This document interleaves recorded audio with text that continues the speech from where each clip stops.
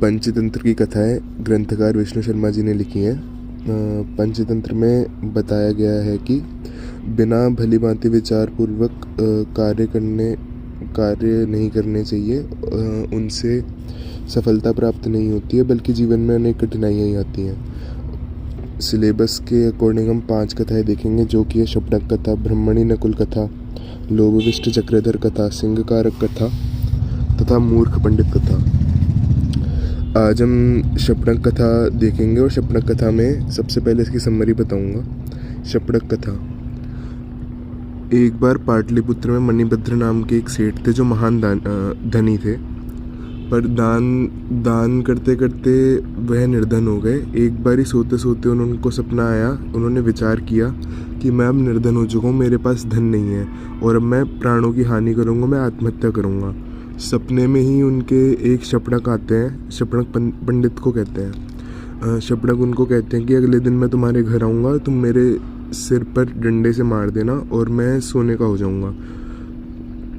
अगले दिन मणिभद्र के घर पे एक नापित है, यहाँ पे नाई को बोला है, जो उनके बाल काटने आते हैं और वो नाई मणिभद्र के बाल काटते हैं। उसी समय शपनक महाराज भी मणिभद्र के घर आते हैं। मणिभद्र उनका स्वागत करते हैं। जैसे जैसे सपने में मणिभद्र को शपनक ने बताया था, वो वैसे ही करते हैं, उनके सिर पर डंडा मारते हैं। फिर वह तभी का तभी स्वर्ण के हो जाते हैं।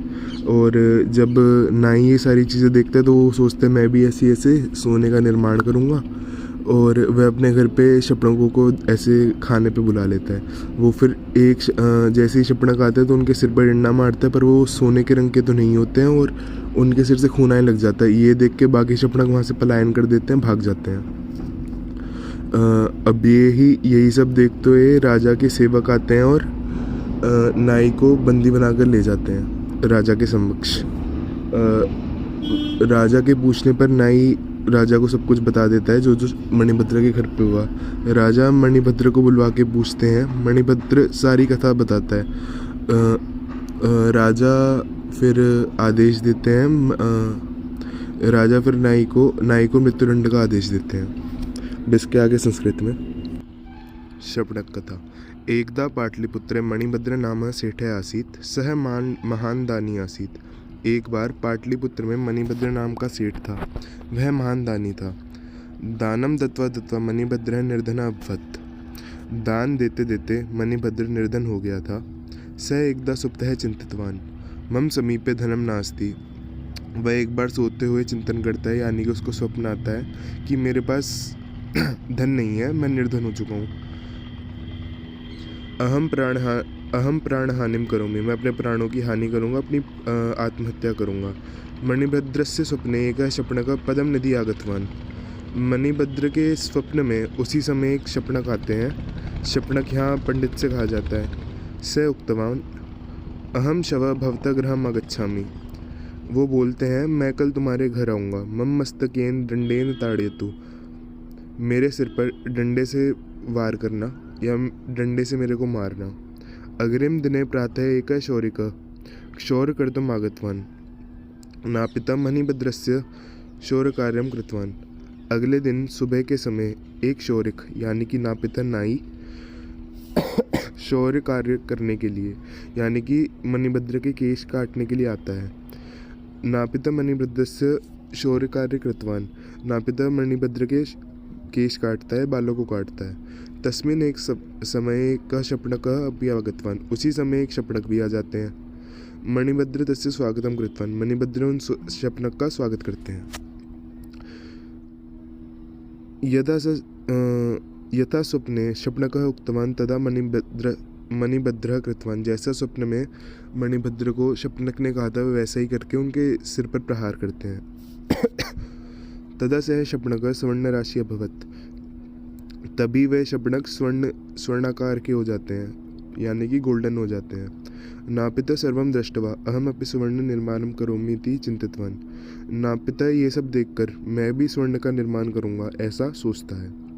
नापिता एवमेव कृतवान। नापिता वही सब करता है। परंतु ते सुवर्णान्यकानि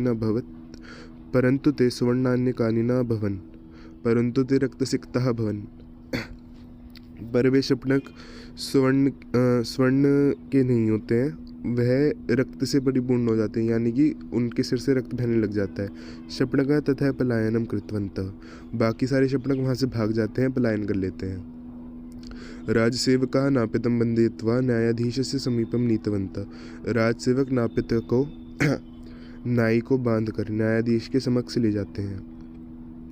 नापिता मणिभद्रस्य गृहं नापितः मणिभद्रस्य गृहस्य वृत्तान्तं कथितवान्, नापिता मणिभद्र के घर में जो कहानी होती है वो पूरी बता देता है। न्यायाधीश मणिभद्रम आहूय पृष्ठवान, न्यायाधीश यानी कि राजा जो हैं वह मणिभद्र को बुलाकर पूछते हैं। मणिभद्र सर्वमुक्तवान, मणिभद्र सारी कथा कह देता है। न्यायाधीश नापिताय मृत्युदंडम दत्तवान, कथा जानकर नाई की गलती को समझकर न्यायाधीश उनको मृत्युदंड दे देते हैं। अब इसका श्लोक देखेंगे जो इसकी सीख है। कुदृष्टम कुपरिज्ञातम कुश्रुतम कुपरीक्षितम तन्नरेन न कर्तव्यम नापितेन अत्र यत्कृतम।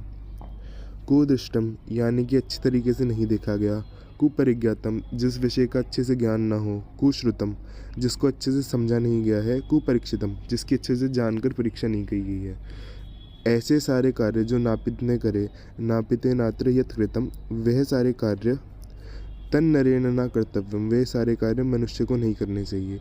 तो इससे यही सीख मिलती है कि कोई भी कार्य बिना भली भांति जाने नहीं करना चाहिए, क्योंकि वह कठिनाइयाँ उत्पन्न करता है। भली भांति किया हुआ काम ही सफलता के मार्ग पर ले जाता है।